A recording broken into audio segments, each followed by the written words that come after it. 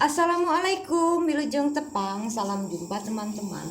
Semoga kalian selalu sehat, bahagia, dan selalu bersyukur.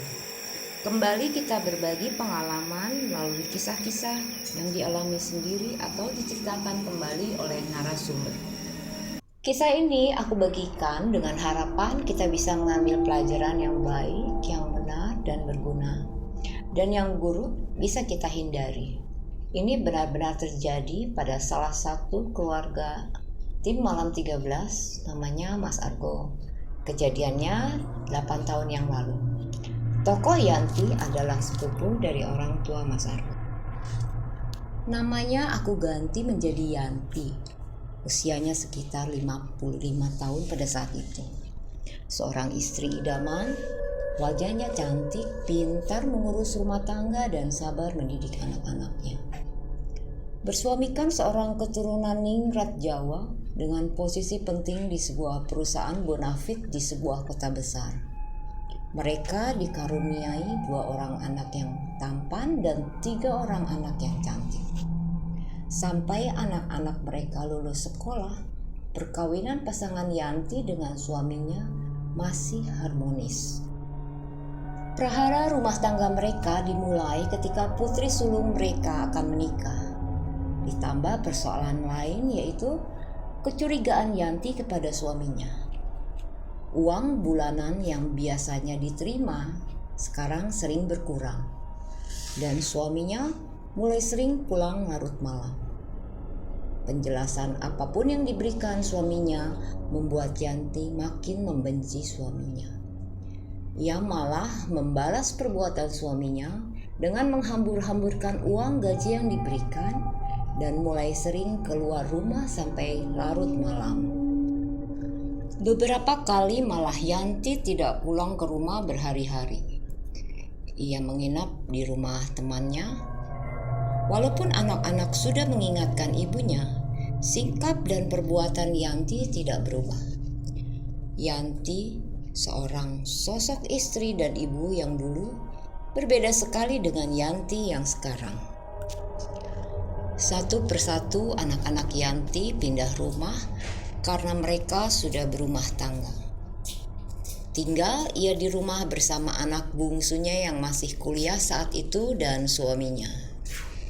Setelah berbulan-bulan, sikap pasangan itu masih tidak berubah.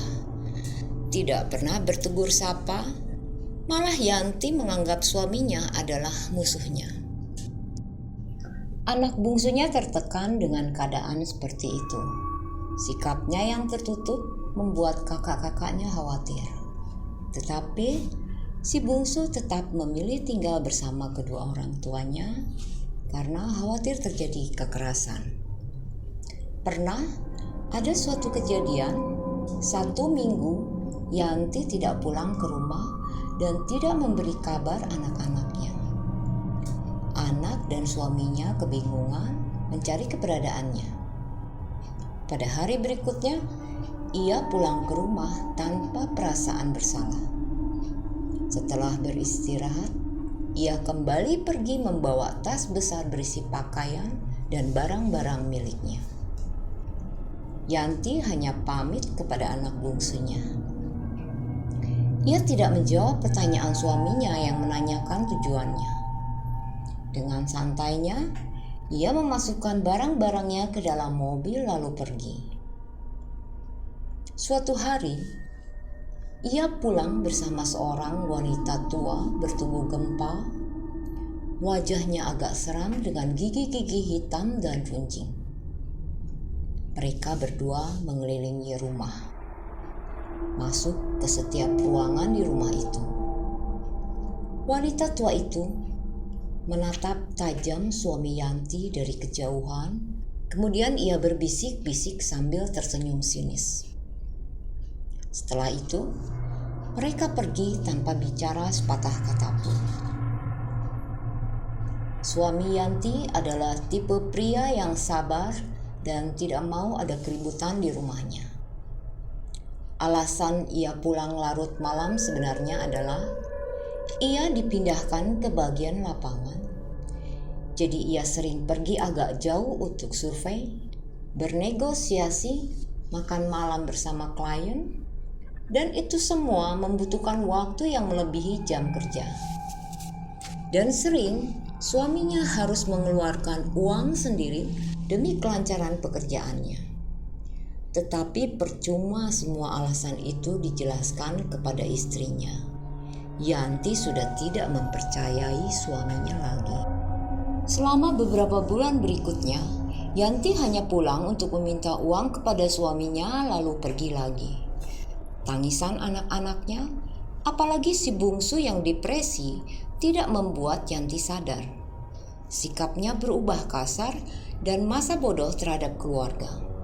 Untungnya, suaminya bisa merangkul anak-anaknya dan menasehati mereka untuk tidak membenci ibunya. Anak-anaknya sering mendoakan ibu mereka agar segera sadar dan kembali berkumpul bersama. Teman-teman, rupanya tokoh utama kita kali ini benar-benar sakit hati kepada suaminya dan ingin membalas. Ia melupakan tanggung jawabnya sebagai istri dan sebagai ibu. Ia lupa kodratnya sebagai wanita. Tetapi teman-teman, jangan lupa untuk subscribe, like, dan komen. Juga share kepada teman-teman lainnya. Dan jangan lupa untuk menekan tombol lonceng untuk notifikasi video-video selanjutnya. Suatu ketika Yanti pulang dengan membawa seorang bayi perempuan berusia 3 bulan. Ia menghilang selama 1 tahun dan tanpa memberi kabar. Dan sekarang ia pulang dengan membawa bayi kecil yang dia katakan adalah anaknya dari suami barunya. Padahal sampai saat itu suaminya tidak pernah menceraikan Yanti.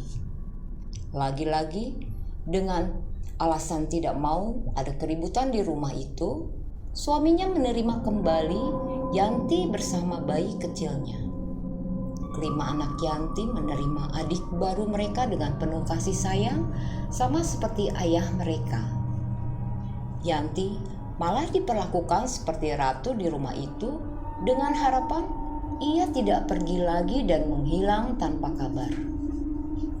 Yanti hanya mengatakan kalau ia masuk pesantren selama ia menghilang, dengan alasan untuk menenangkan hati dan pikirannya dengan masalah-masalah yang dihadapinya.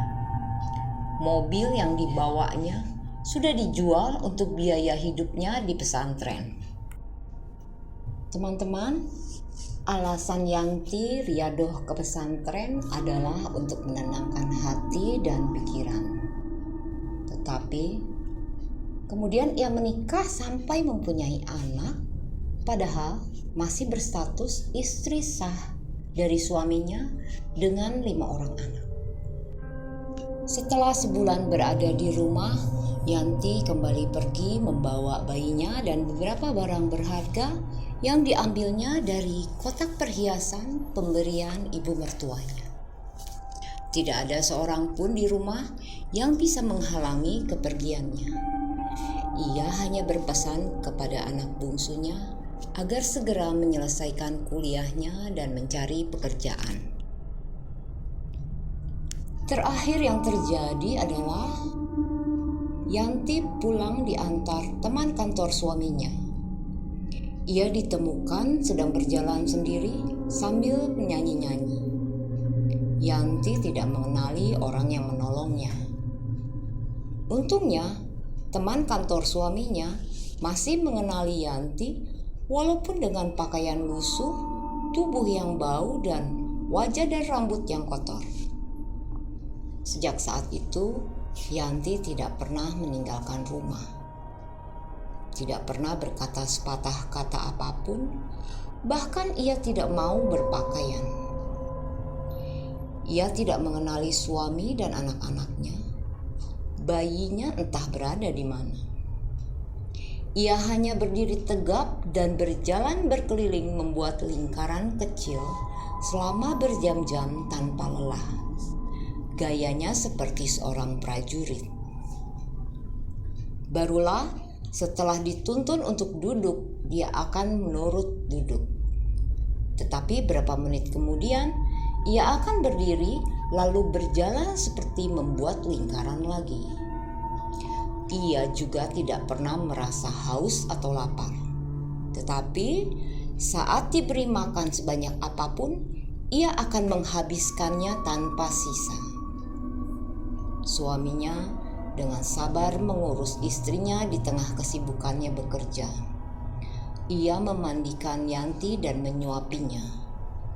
Anak-anaknya pun bergiliran menjaga ibunya. Pernah beberapa kali ketika pintu rumah lupa dikunci, Yanti berhasil kabur dan ditemukan jauh dari rumah. Karena sudah lupa ingatan, keluarga tidak mendapat informasi apapun yang bisa ditanyakan kepadanya. Beberapa orang pintar pernah bergantian dipanggil untuk mengobati Yanti ke rumah. Seorang pimpinan pondok pesantren dipanggil dan ia membawa seorang santri. Tubuh mereka seperti dibanting ketika baru saja duduk menegur Yanti. Gelas yang dipegang santri tiba-tiba terlempar jatuh dan pecah. Karena tidak mampu menghadapi kekuatan yang ada di badan Yanti, dengan malu mereka pamit. Bahkan Yanti pernah dibawa ke seorang hipnoterapis terkenal. Tetap saja ia tidak mau berbicara, mulutnya seperti terkunci. Entah sudah berapa banyak paranormal yang didatangkan, tetapi kondisi Yanti malah makin memburuk. Tubuhnya makin kurus, tulang wajahnya menonjol membuat matanya seperti masuk ke dalam. Tidak ada lagi sisa-sisa kecantikan wajahnya. Yang terlihat di mata orang-orang yang melihatnya adalah seorang nenek peot kurus dan seram. Suatu hari, mereka kedatangan seorang pria tidak dikenal berniat menjenguk Yanti. Setelah berbincang dengan anak-anak dan suaminya dan melihat Yanti dari jarak yang agak jauh, ia hanya berkata, kalau yang bisa mengobati Yanti kelak masih dari pihak keluarga. Sayangnya, keluarga mereka tidak mencoba untuk mencari tahu salah satu dari keluarga besar yang mempunyai kemampuan spiritual untuk membantu pengobatan Yanti. Penderitaan Yanti tidak sampai di situ. Kini ia sering ketakutan yang teramat sangat, hingga ia berlari dan bersembunyi di tempat-tempat sepi dan gelap.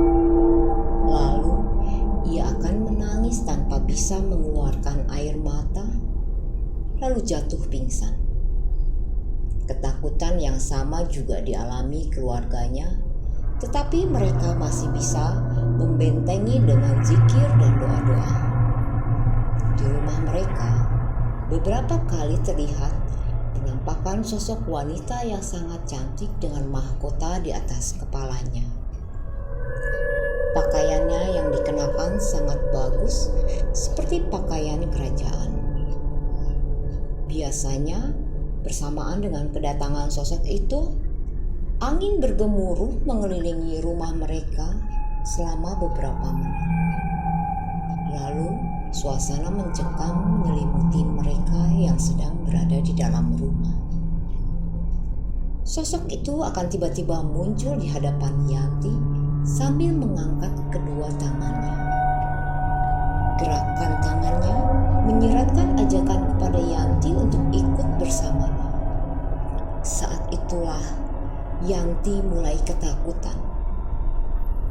Ia menjerit tanpa bisa mengeluarkan suara lalu lari bersembunyi. Narasumber kita, Mas Argo, adalah salah satu tim malam 13. Saat itu beliau datang ke rumah Yanti untuk menjenguk. Mimik wajah Yanti saat itu terlihat senang dan ia banyak tersenyum. Bibirnya seakan ingin mengatakan sesuatu, tapi tidak ada suara yang dapat keluar. Suami Yanti tiba-tiba saja meminta Mas Argo untuk mengobati istrinya.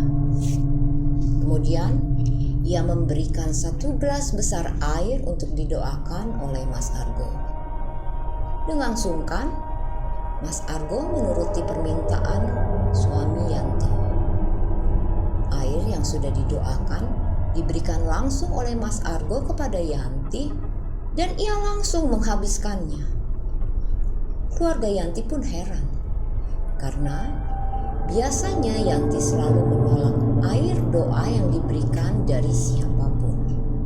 Tetapi ketika Mas Argo mendekati lalu menggenggam tangan Yanti, air mata Yanti menetes satu-satu. Ia memandangi wajah Mas Argo. Tatapan matanya menyeratkan cerita pilu mengenai dirinya. Genggaman Yanti makin menguat, mengalirkan rentetan gambar perjalanan hidupnya dalam alam bawah sadar Mas Argo. Mas Argo kembali tersadar ketika Yanti terkulai lemas dan akhirnya pingsan. Ada banyak cerita dan kata maaf yang ditangkap Mas Argo, tetapi Yanti sudah tidak bisa mengungkapkannya. Mas Argo menjelaskan apa yang diungkapkan Yanti melalui kontak batinnya. Yanti menyesal telah berguru pada seorang wanita penganut ilmu hitam dengan tujuan membalas sakit hatinya dan membuat suaminya menderita. Gurunya sengaja mengarang fitnah untuk membuat Yanti makin membenci suaminya. Yanti melakukan puasa dan ritual-ritual untuk mendapatkan kekuatan demi tujuannya tercapai. Untuk menyenangkan hati Yanti, gurunya memasukkan kekuatan gaib yang sangat besar ke dalam badan Yanti. Tetapi akhirnya Yanti tidak bisa mengendalikannya. Kekuatan gaib yang dimasukkan ke dalam tubuh Yanti tidak seimbang dengan lahir batinnya. Yanti mengaku-ngaku dirinya adalah sosok Ratu Adil. Ia berteriak lantang dimanapun, di kerumunan orang, bahwa dirinya adalah ratu pembela keadilan dan kebenaran. Yanti turun ke jalan-jalan, memproklamirkan dirinya menuruti perintah sang guru. Yang sebenarnya terjadi adalah tidak ada lagi harta atau uang Yanti yang bisa dinikmati gurunya. Hingga Yanti diusir dari rumah kontrakan gurunya dengan cara yang halus.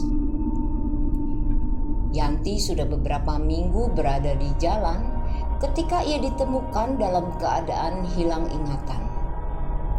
Mas Argo menyampaikan penyesalan dan permintaan maaf Yanti kepada suami dan anak-anaknya. Dan Mas Argo juga menyarankan agar semua anggota keluarga berkumpul dan saling memaafkan.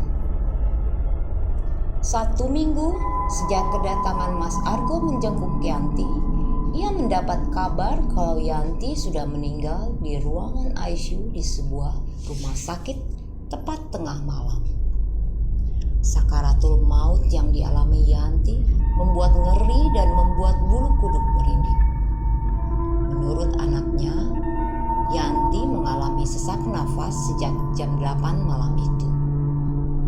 Jam 10 malam, ia sudah berada di ruangan ICU dengan banyak peralatan medis di tubuhnya. Suami dan anak-anaknya diizinkan masuk menemani ibunya. Beberapa kali, dokter seperti menghela nafas setelah memeriksa alat bantu pernafasan Yanti. Nafasnya beberapa kali sempat terhenti untuk waktu yang lumayan lama. Tapi akhirnya ia bisa kembali lagi. Yanti bisa bernafas lagi. Kejadian itu terulang-ulang sampai beberapa kali. Suaminya tidak putus-putus berzikir di samping Yanti sambil menggenggam tangannya. Air matanya mengalir. Hatinya tidak tega melihat Yanti yang terbaring menderita.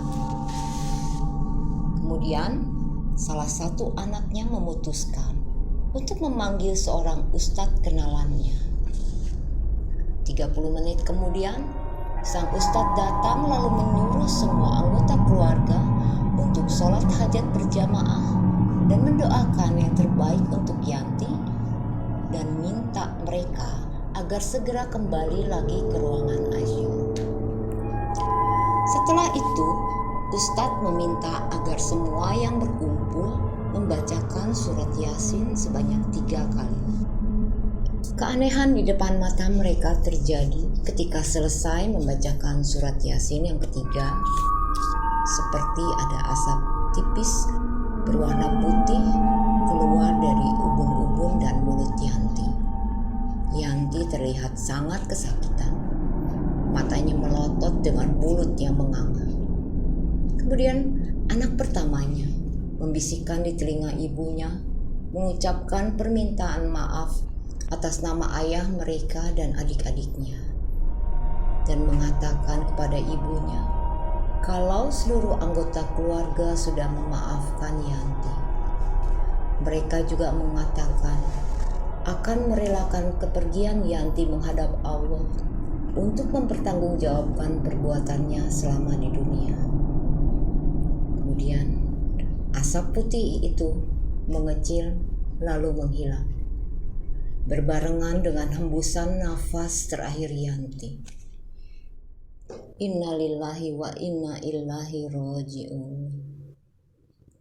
Teman-teman, apapun perbuatan kita di dunia, Allah akan meminta pertanggungjawabannya kelak.